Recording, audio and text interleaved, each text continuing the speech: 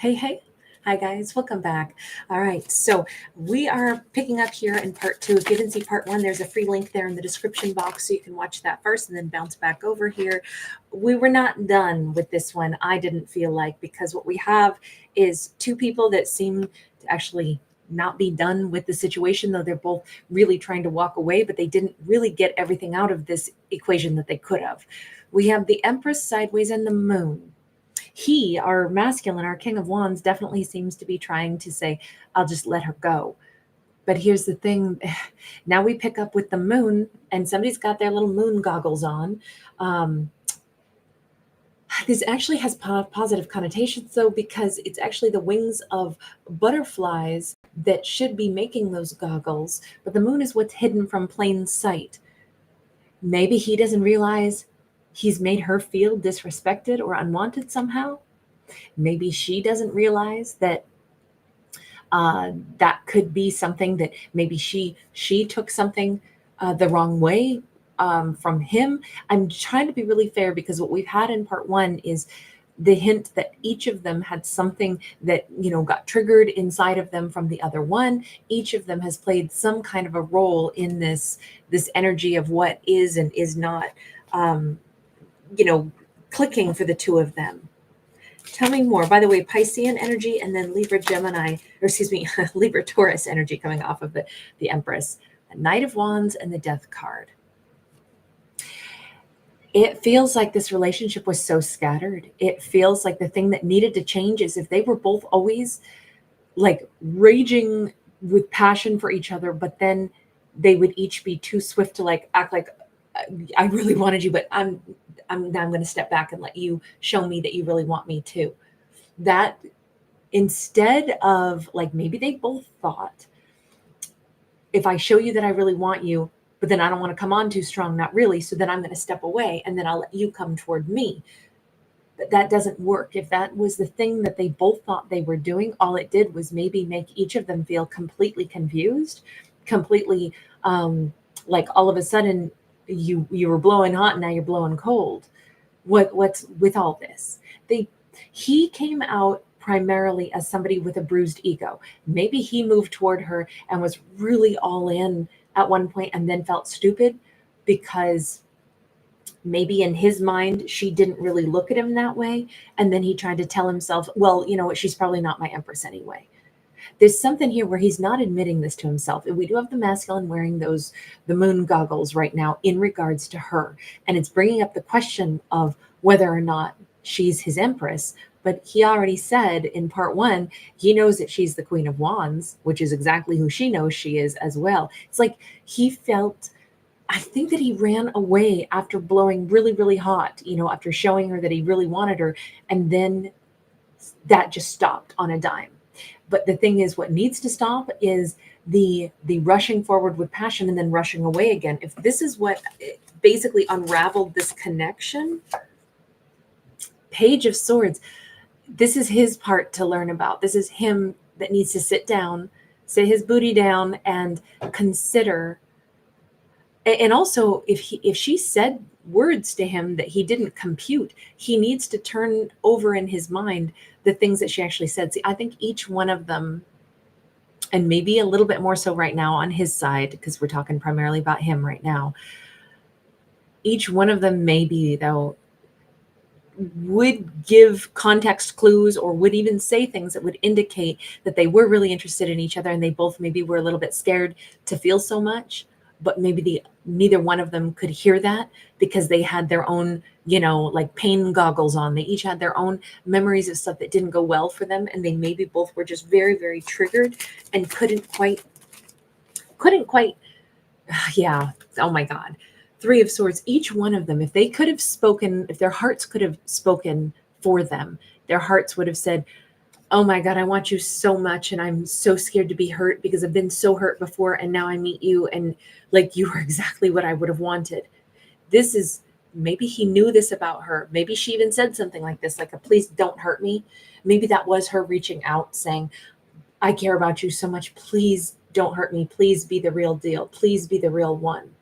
And he didn't hear what those words meant. Even though, come on, it's with a baby bullhorn. But maybe that's also what his heart was saying, and she didn't hear it either. Maybe he needs to realize she never heard the words that his heart was trying to say, because maybe it never came through his lips that way. Or it's it's really hard when two people say things, but each of them has maybe a scarring or a wounding, so they're unable to interpret what the other one means by that. Like, things were too subtly said. If it's like, please just don't mess with me, maybe he didn't understand that was her saying, you don't know what I've been through. I want to trust you so much. I'm so crazy about you. Please be for real. And he couldn't hear those words. It didn't register for him because he was worried about his own ego, and he was so crazy about her. He was nuts about her, and super passionate too, super crazy about her. We have the karmic energy here. Each of them got really hurt by a karmic, is what I would say, because we got two cobras. They each went through something so similar, and they both got, kind of run over by a Mack truck by other people previously. Maybe he couldn't ever compute that she's had her own karmic experience. She's had somebody that put a sword through her heart. It's hard to imagine that somebody else has gone through so much hurt and pain when we're still obviously oozing from our own. And that's basically what happened with him. He was oozing from his own hurt, from his karmic experience, and he was unable to hear even things that were being said with a baby bullhorn.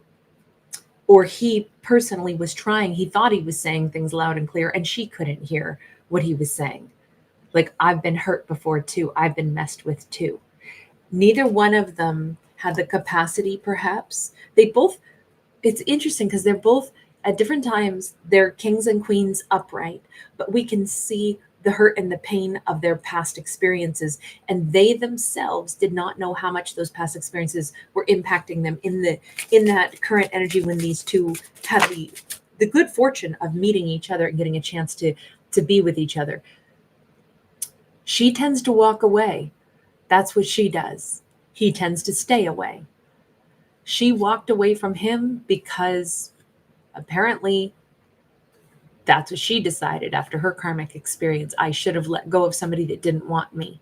Even now, we began that story back in part 1 with, I said, let's look at the intuition. I don't know why, but let's look at the subconscious, and we have the relic of the past. That was the very first card out in part 1. And now we see this whole storyline about how these characters have had such a huge Ace of Swords. If they could get to the divine truth, and maybe these two have needed to walk away from each other in order to go find the divine truth. But I'm worried in this story that instead they're just trying to walk away from each other and act like this didn't matter, instead of get the lesson out of it. I mean, I kind of am fighting for these two because I'm like, I don't know. These two seem like they could be a really great match. We have a King of Pentacles upright. If there is an energy where she believes that at some point in time he had wanted to give to her, and if he still does wish that they could get on solid ground, then look, we got the honeycomb back here. So obviously there's a lot of work, like little worker bees have to go and make the honey, right? To get anything sweet, we got to probably do the work. We got to put in the energy, put in the effort. So 6 of coins, and they both have to put in the work and the effort if they wanted this to be stable. Is there any part of them, like deep down, what does he really want? The Emperor. He wants to be respected. He wants to feel like he has, maybe he felt disrespected by her. Maybe he didn't feel like she saw him.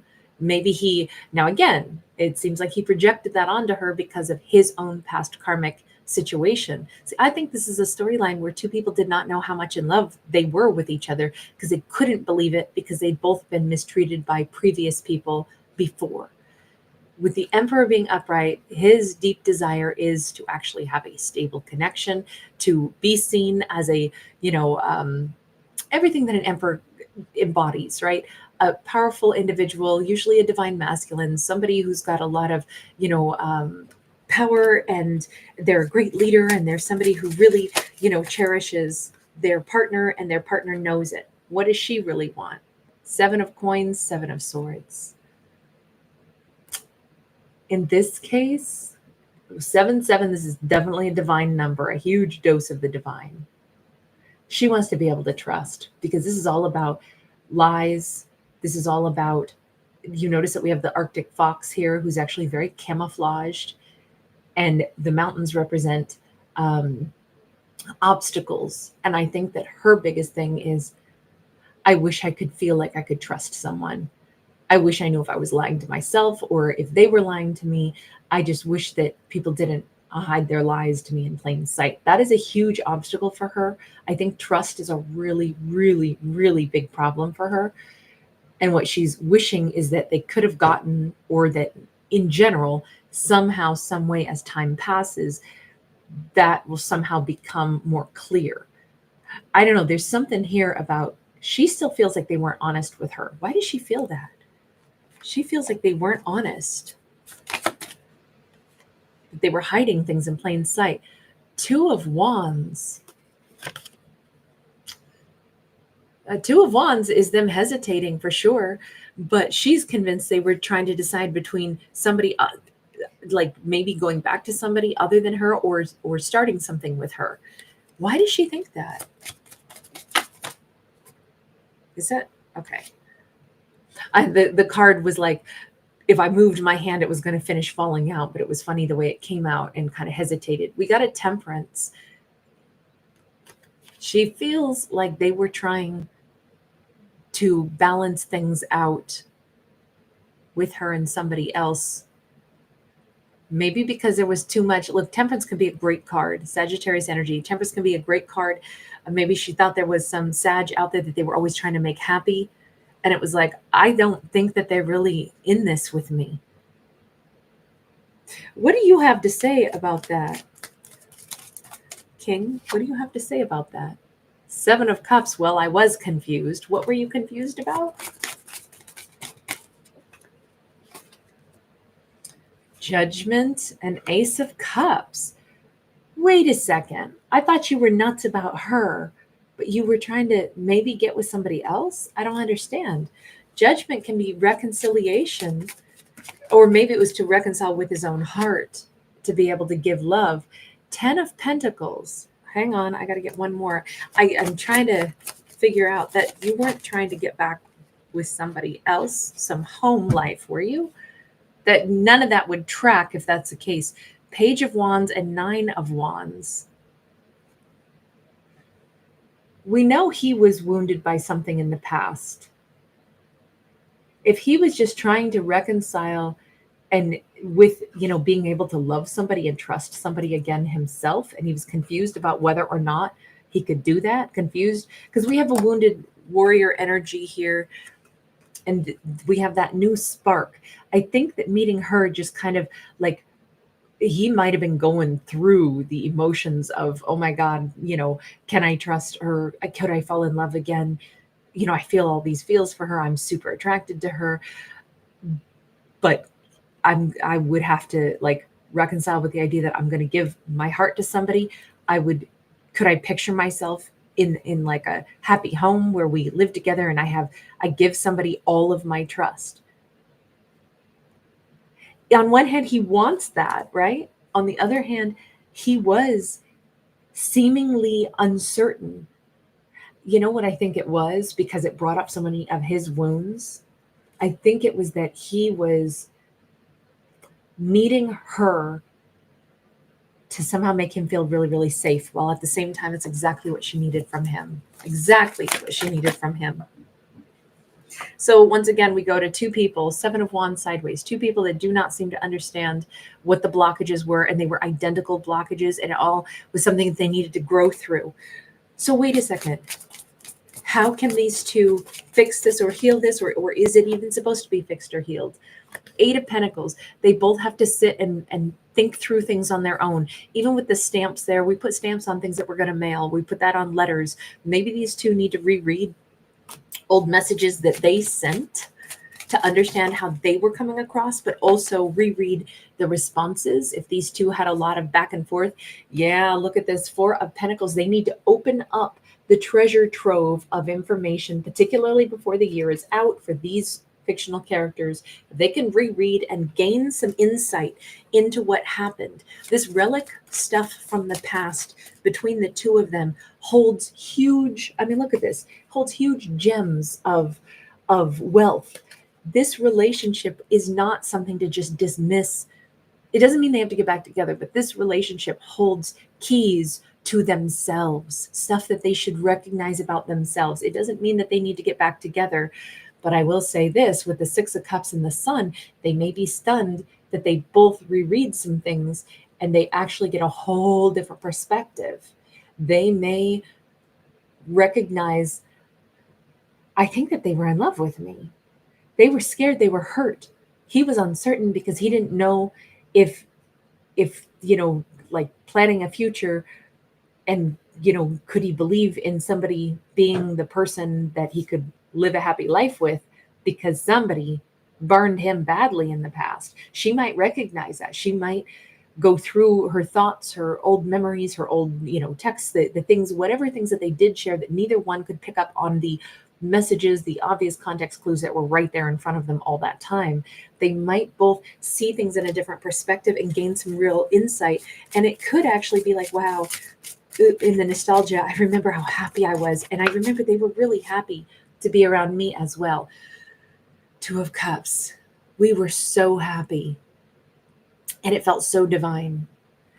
Remembering that part of it, not for rose-colored glasses, but because it's like what they did is they both decided it wasn't anything and it's something to just move on from.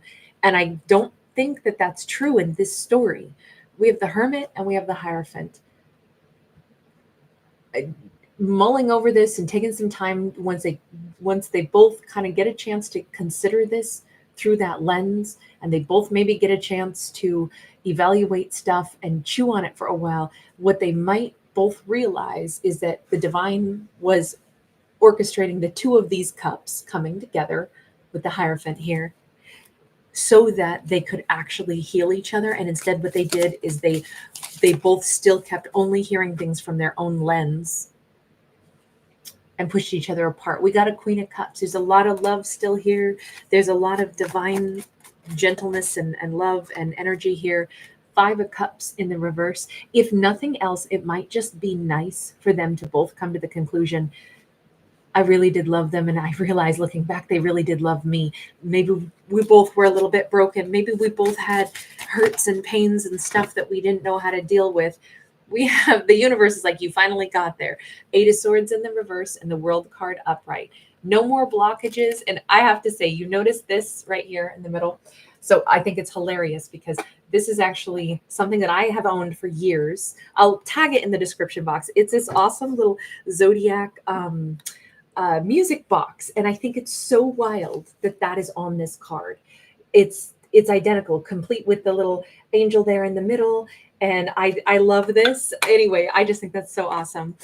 So all the zodiacs are there, by the way. The universe says full revolution, full healing. Maybe finally these two can have that breakthrough just so they get the lesson. It doesn't mean that they have to be together, but I will say this, after all of this, they could end up together for sure. All right, I'm going to leave that there. That was beautiful, actually. There's a lot of healing in this one and a lot of able to find answers. And I really think that these two have a shot still. Thank you for being here. Thank you for giving it a thumbs up and subscribing. If you do enjoy my art, there will be a couple of other videos that pop up for you right about now. Bye.